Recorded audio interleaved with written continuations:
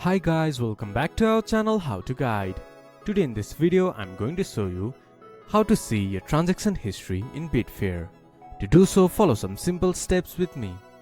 First of all, open your Betfair application or go to Betfair website from your browser. Then log into your account, then this type of interface will appear in your screen.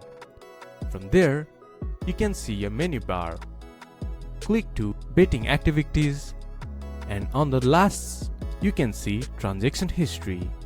Click on it, then it will show you all your transaction history.